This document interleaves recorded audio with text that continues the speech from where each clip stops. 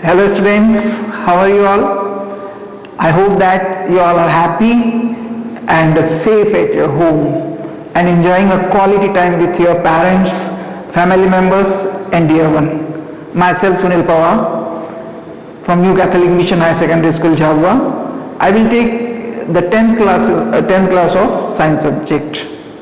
Okay, so let's start. So here we can see that in 10th class there are different sections are there: physics, chemistry, biology and environmental sciences. So first, today we are going to begin with the biology section. Okay, as you know that your 6th chapter is of life processes. Okay, so we are starting with the life processes. Clear? In this life processes, it is further divided into the 4 topics. So first we will begin with the first topic. Okay, so as you know that what is the life processes. So first you should know there are 2 type of things in the nature. One is living being and second is non-living thing. Okay, and these living things or living beings, to continue their survival, to maintain their life, they compulsorily require a systematic processes to maintain and to survive. So with the same one we can conclude this thing. Just like that, for a living being it is necessary to perform some basic functions for proper body functioning, so that it can prevent damage and breakdown of the body and its functions. So these basic functions performed by an organism to maintain its life are called life processes. Simply with this definition we can conclude this fact that whatever the processes which basically performed by a living being to continue its life, to survive itself, it is called as life processes. The important life processes are like this one: nutrition, respiration, transportation and excretion. You know very well that a living being shows different characteristics. Likewise growth, okay, respiration, excretion, this shows their development also. Okay, one more thing, movement. So this all, to perform all such things or act, they need to perform this life processes. Okay, so this life processes, today we are going to start from the nutrition. Okay, in this nutrition, this word, this term nutrition itself says that to nourish. To nourish means to feed, to give. Okay, so here the 2 definitions are given. First we can consider it with the help of this one. The process to transfer source of energy, simply we call it the food, from outside to the body of an organism for maintaining living structures. That means there is need of food to fulfill the different requirements of the body. So simply this nutrition is responsible for providing this requirement with the help of the food. Secondly, it is a process by which an organism obtains its nutrients and utilizes them for obtaining energy and building and repairing of the tissues. So simply, what is the need of a living being to maintain, to survive and to continue its life is fulfilled by the nutrients in the form of the nutrition. Clear? Here we come to know about one more word, that is the nutrients. So we can also define it. What is the nutrients? The substances required for proper growth and maintenance of a living body. Simply, if you want to live a proper healthy life, you need a balanced diet. You need all the nutrients in the proper quantity and quality. Okay, so how can you obtain it? Just by taking the food. Okay, you know that. What are the components of food? Fats, carbohydrates, proteins, minerals and vitamins. So in this, if you observe that this carbohydrate, protein and fats, these are required by the body in large quantity, so we call them the macronutrients. And these 2 are minerals and vitamins. They required in very small quantity. or very less quantity. So we call them micronutrients. Okay, moving forward here.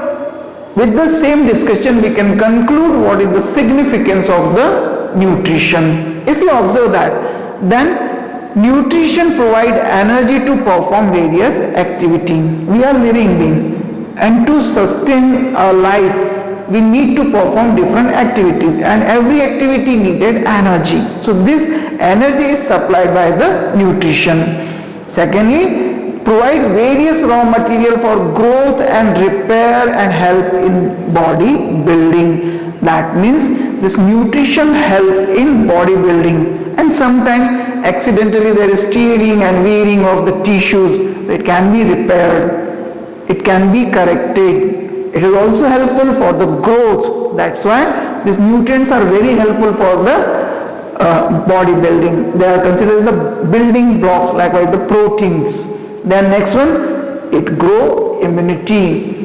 It helps in producing antibodies, and these antibodies help to fight against the diseases, germs. Okay. Now next one thing, regulatory functions of the body. Different functions can be regulated by taking a proper diet also to supply the nutrients. We are moving forward. Here we are discussing the different mode of nutrition. Okay, so simply you know that in your previous classes you already discussed that there are two types of nutrition. One is autotrophic nutrition and second is heterotropic nutrition. Auto means self. Okay, so the mode of nutrition in which an organism prepares its own food is called autotroph, and this nutrition is called as autotrophic mode of nutrition. Basically, we know that all the green plants, okay, don't say plants, say green plants, because plants may be parasitic. So use this correct term, green plants, and this some bacteria are there, likewise this cyanobacteria, which commonly called blue-green algae. Okay, so they perform this autotrophic mode of nutrition. They prepare their food by their own. They are not depending on the others. Second is hetero. Hetero means different. Okay, the mode of nutrition in which organisms depends upon other organisms for food to survive, because they are unable to prepare their food. So for their body requirements, they obtain their food from the others. Okay, moving forward. Now here we are discussing here first the autotrophic mode of nutrition. In today's this video session, we will discuss only and only about the nutrition in plants. Okay, so first we are discussing this autotrophic mode of nutrition. As I already told you, auto means self. So that mode of nutrition in which organisms are not depending on the others, but they prepare their own food. The mode of nutrition is performed by autotrophs. We already learned this example, green plants and bacteria. But here, on the basis of the sources of the energy, we can also categorize them into two categories. One that is photosynthetic autotrophs and second is chemosynthetic autotrophs. Okay, the word itself gives its meaning, photosynthetic autotrophs. Such category of the autotrophic organisms who needed photon, means light energy for the synthesis of their food, is called as photosynthetic autotroph. All the green plants and bacteria, they kept in this category, while the chemosynthetic autotrophs, these are most primitive type of organism, that is the sulfur bacteria or the primitive bacteria, ancient bacteria, who utilizes chemical energy instead of light energy to synthesize their organic food material, that is called as chemoautotrophs. Okay, remember this example and definition. Now next we are going to discuss in detail the photosynthesis. Okay, this term photo means light and synthesis means to synthesize. That means such process who use this light energy to synthesize the food, that is called as photosynthesis. Okay, a simple definition is given here: a complex process by which green parts of the plant synthesizes organic food in the form of carbohydrates from carbon dioxide and water in the presence of sunlight and chlorophyll. Okay, I say green parts of the plant. It means not only the green leaves but the branches and the soft stems which is green in color, they can be perform the process of photosynthesis. Okay, so here we can summarize this photosynthesis with the help of this one thing. Okay, in this one what happened first? The solar energy is converted into chemical energy to form carbohydrates. Okay, and what is the main site of photosynthesis? That is the green leaves.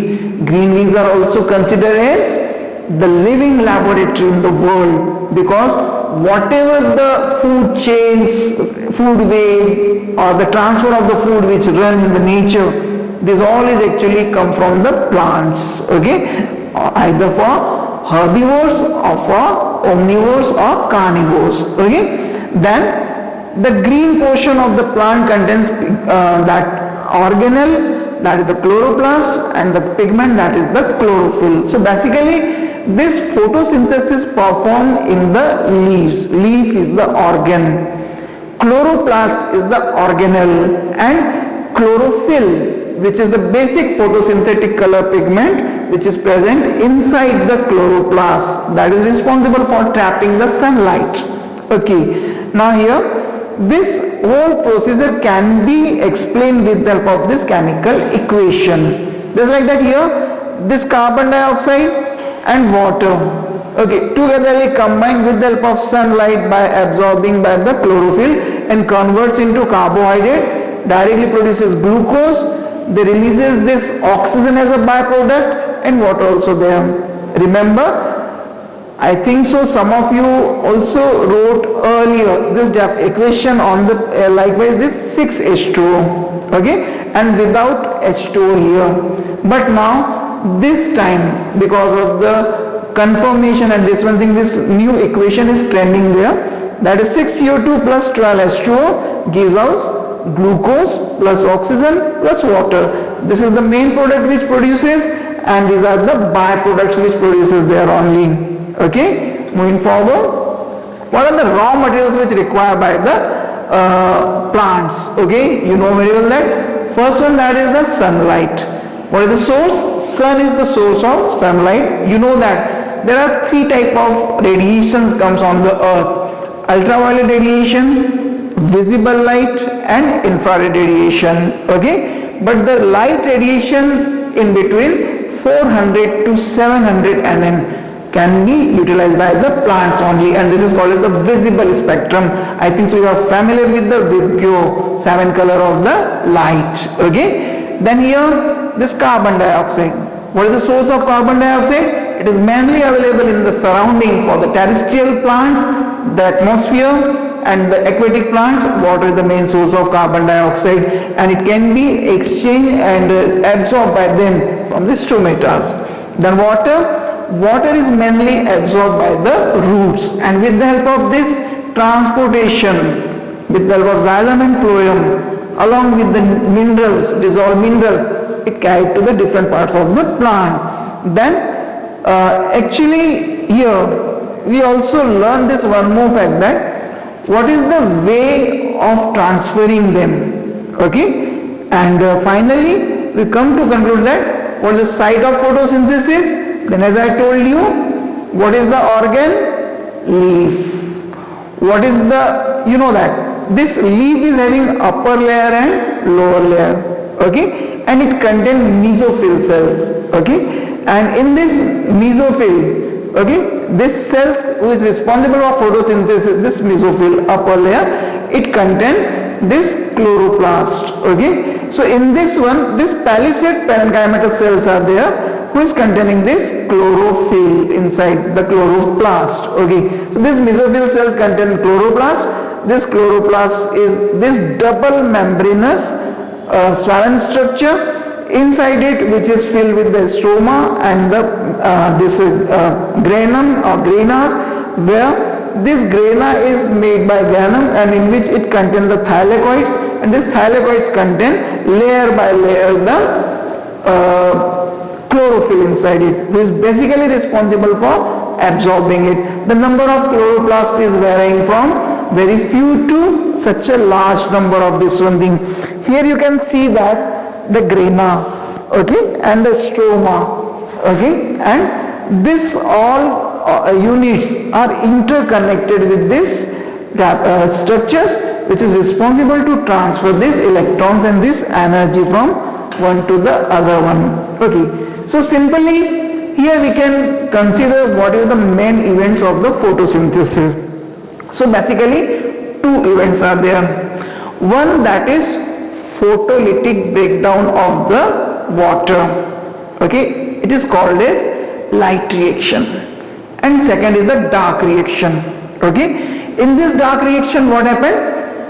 The light energy, okay, in the first part, that it is responsible for the lysis of the water in the form of H ions and OH ions.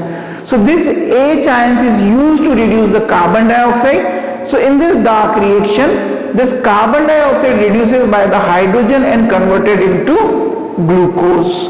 Okay, so two main events are there. One is light reaction and second is dark reaction. Light reaction is also named as Hill's reaction, and dark reaction is also called as Bragman's reaction. Okay, so in this light reaction what happened? I already told you, photolytic breakdown of the water. Okay, and what is the source of breakdown? Photolytic, that means the lysis of the water molecule takes place by absorbing the sunlight. Okay, by which color pigment? Chlorophyll. Okay, so this light energy is used to break the water molecule. It divides into H and OH ions. Then later this H ion is used to reduce the carbon dioxide, and it converted into the glucose, and it's stored in the form of starch as a store food material, while OH ion loses the energy and finally converted in the form of H2O and oxygen. Okay, and this both two are releases out as the byproduct. Okay, this make it show that, okay, from the beginning you learn that plants absorb carbon dioxide and releases out oxygen. So a misconcept most of you develop in your mind that what is the source of oxygen? Carbon dioxide. But my dear, this is totally wrong. What is the source of oxygen? Now you learn that water. Okay, when water breaks up, then it will responsible for the production of oxygen and water. Okay, so remember these special facts. Clear? Now then here we come to discuss the next one thing. As I told you, the exchange of gases and release of this oxygen takes place with the help of the very tiny pores which is present on the surface of the leaf, and this is called as stomata. Or you can conclude the tiny pores present on the epidermis of the leaf or stem through which the gaseous exchange and the transpiration occurs. Okay, so here in short we can learn the structure of stomata. Okay, you can see that this stoma is there. In the middle there is an aperture which is called as stomatal aperture, or we can also call it stoma. This stoma is surrounded by these two cells which is called as guard cells. Okay, and then this guard cell is surrounded by the other epidermal cells. Clear? And remember, this guard cells especially contain this chloroplast. Okay, so this is simple structure of stomata, in which you can see that one aperture is there which is called as stoma, which is surrounded by two guard cells, and this guard cell specifically contains chloroplast, and it is surrounded by the epidermal cell, and just below this one thing there is a substomatal cavity who is first responsible to collect the water molecules and then later release out in the form of the gaseous state. It is also responsible for the exchange of the carbon dioxide and oxygen there. Okay, so here what are the functions of stomata? Once again, exchange of gases like oxygen and carbon dioxide. What is the second one? It loses the large amount of water during the transpiration. You know that what is the transpiration? a continuous process of losing water in the form of water molecules in the gaseous state by the aerial parts of the plant. That is called as transpiration. And the main mode of transpiration is stomatal transpiration. Clear? Now, here we are moving forward. We can see that a simple mechanism of, in short, opening and closing of stomata. If we are talking about the exchange, if we are talking about the stomata, that is compulsory to learn the mechanism of opening and closing of stomata. As I told you, the structure of stomata. So in this one, especially focus the structure of this guard cell. Okay, have you saw the orange slices? If you saw these orange slices, then you can easily learn the working and the structure of this guard cell. Okay, if you observe or when you take a slice of orange, then you can see that it is somewhat this curved in nature. Okay, inner surface is much thicker, there is more deposition in comparison of the outer surface. Similarly here you can see that the more deposition of the content, that is, so this inner wall is thick and the outer wall is thin. Okay, so this opening and closing of stomata is purely depends upon the pressure which applied by this guard cell. Okay, and this guard cell applies this pressure with the help of changing in their volume, what we call turgor pressure. Okay, this turgor pressure is depends on the turgidity of the cell, and turgidity of the cell is decided by the volume of the cytoplasm which is present in it. Clear? So here we can first I just want to tell you that you know very well what is the osmosis, the inward and outward movement of the water molecule through the living cell membrane on the basis of their concentration. That is called as osmosis. Clear? So here where the movement of water is actually takes place from epidermal cell to guard cell and guard cell to epidermal cell, and this inward and outward movement of the water molecules in the guard cell is responsible to decide the opening and closing of stomata by changing the volume, by changing the turgidity, by changing the turgor pressure.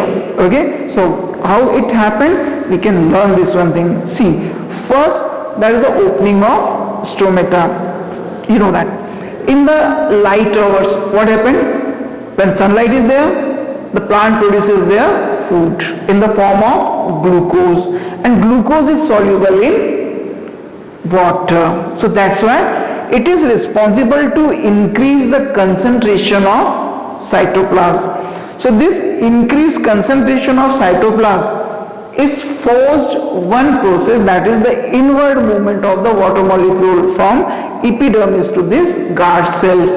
Okay, so this one is responsible to increase the volume of the guard cell. So this guard cell will start to expand, and during this one what happened, as I told you, this is the guard cell. So when it will expand, so the expansion performed by expanding the surface of the cell membrane.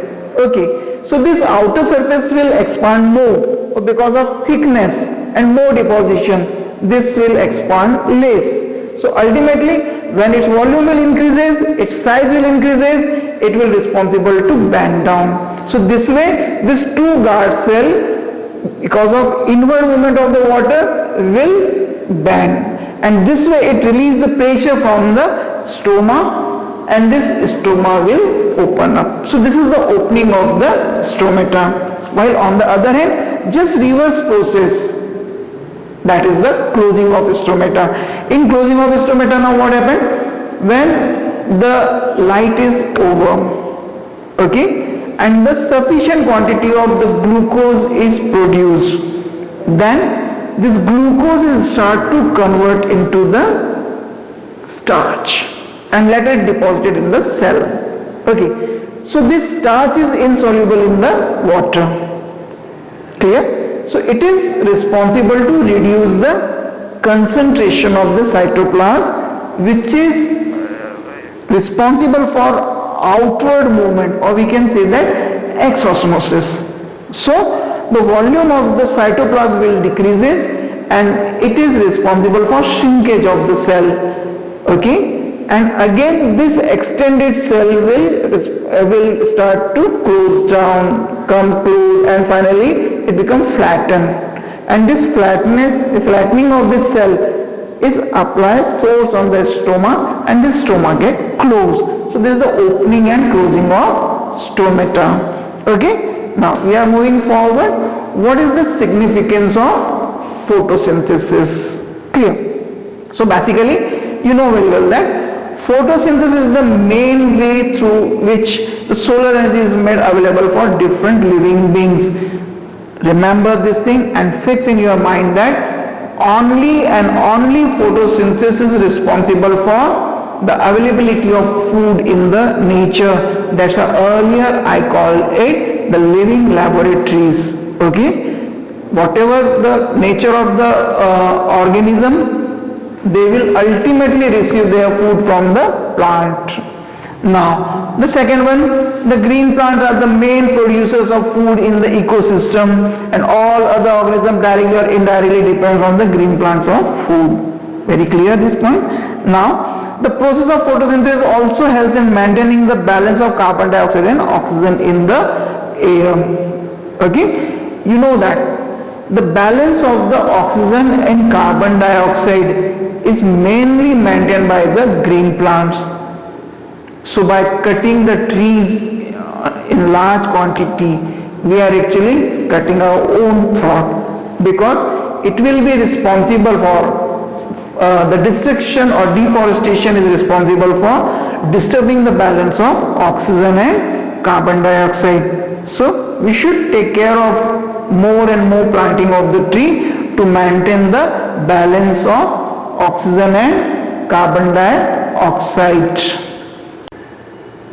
Okay, now in the next slide, here we are going to prove that sunlight is necessary for the process of photosynthesis. As we learned earlier, the two basic raw material, carbon dioxide, water, okay, which receive from the physical sources, but this light is available from the sun only, and we know that without light this photosynthesis is impossible. Okay, so with the help of one experiment we can demonstrate or we can learn what is the how this light is necessary for the process of photosynthesis. So shall we go? So here in this experiment we can perform this experiment with the help of this one thing. First of all, we need to take a healthy potted plant with broad leaves. Okay, what is the first name? A healthy potted plant. Clear? Which is green leaves completely. Now then first we need to make it destarching. What is the meaning of destarching? No starch or no store food available in the leaf. How can we perform this one thing? By keeping this green plant in a dark room for 24 hours to 72 hours. Okay, what is the duration? 24 hours to 72 hours. And during this period, no sunlight is there and all the other contents are available for the plant. So, no photosynthesis. So, to continue survival, this plant will utilize the store food material. So, now this way it becomes destarched. So, this is the destarching of the plant. Now, in the second step, now we need to cover a leaf partially with the help of this black paper strip. Okay, so we should take nearly 1 inch, okay, or nearly 3 centimeter broad black strip and cover it from both the two sides. Okay, then we need to keep this plant outside the dark room, that means in the light one. Clear? So this is the experimental part of the procedure. Okay, now in this one what happened, when you will keep this plant along with this experimental leaf for 4 to 6 hours in the sunlight, Clear? Then later on what to do? Just plug this leaf from this stem, just remove the black strip, okay, and do one thing, that is the decoloring of the leaf, because leaf is green in color, so you need to decolorize it to observe the changes in it. Okay, so this process is called as decolorification. How to do, how to perform it? Just take a water bath, just take a small just fill it with the water, just take one test tube, okay, and just fill it with half filled with the alcohol and insert this experimental leaf in it, okay, and allow it to boil with the help of a spirit lamp or a burner for 2 minutes only. Clear? So this is responsible to dissolve the chlorophyll from the leaf, and this leaf become pale yellow or depigmented. So this stage is called as decolorification. But during this one what happened? This leaf is also become stratified. All the cells become dry and brittle. Okay, so to protect from this brittleness or to breaking down it, we again need to re-moisturize it. Okay, so for this purpose, now you need to keep this leaf in a beaker within a lukewarm hot water or the moderate hot water for next 2 minutes to re-moisturize it. Okay, then just bring it out, keep it in a petri dish and apply this leaf surface with the help of iodine solution. Okay, when you apply this iodine solution, then what you observe? Except then this part, the other parts of the leaf turns from blue to dark black in color or violet in color. Okay, what is the reason behind this one? This is called the iodine test of the starch. You know that in the starch solution, if you will add 1 or 2 drop of the iodine, then it will turn its color from blue to dark black or violet one on the basis of the concentration of the starch. So here is also this two part of the leaf change its color because of presence of starch, while this part of the leaf which was covered by the black strip is unable to change its color because there is no sunlight. Okay, that means this portion during the experiment not receive the sunlight, so that's why it is unable to perform the photosynthesis, and rest part of the leaf is able to synthesize its food. So with this simple example or this experiment, we can confirm that sunlight is necessary for the process of photosynthesis. Moving forward, okay, basically we know that this photosynthesis is able to give only carbohydrate, but maybe other nutrients are very less in quantity or they are not in the proper quantity. So in such condition, they modified themselves. They adopted themselves for some new structures. And here one more mode of nutrition we observe in the plant, and these plants are called as insectivorous plants or carnivorous plants. Okay, so what is this one thing? The carnivorous or insectivorous plants are that derive some or most of their nutrients, okay, but not the energy, from trapping and consuming the animal or protozoans, and typically insects and other arthropods. Okay, and why we call it carnivores? Because they used to catch the insects or small protozoans and protists, and later on by digesting them they fulfill their requirement of the nutrients. And basically this grows in such a place where soil is very thin or protein nutrients, especially nitrogen, is available in very less quantity. So what is the reason behind this adaptation, or what is the reason to become carnivores or this insectivore? Just to satisfy the need of nitrogen. Okay, now Here some examples of these insectivorous plants are given. Just like that, you are quite familiar with this structure. This is a pitcher, okay, the pitcher plant. This is the adaptation of the apical portion of the leaf, where this leaf turns into this pitcher shaped structure. Its apical most part turns into this lead like structure. Okay, when the insect come attracted and settle here, immediately this lead like structure will turn close and it forces insect to reach inside it. Here in the inner surface of this wall, they contain glands, okay, and these glands are responsible to secrete proteolytic enzyme. That means the enzyme who is responsible to digest the protein, okay, so it is responsible to kill the insect, to digest it, and then later on this inner surface will absorb it. The next one, this example is of Utricularia. This was the terrestrial plant and this is an aquatic plant. It is also commonly termed as bladderwort.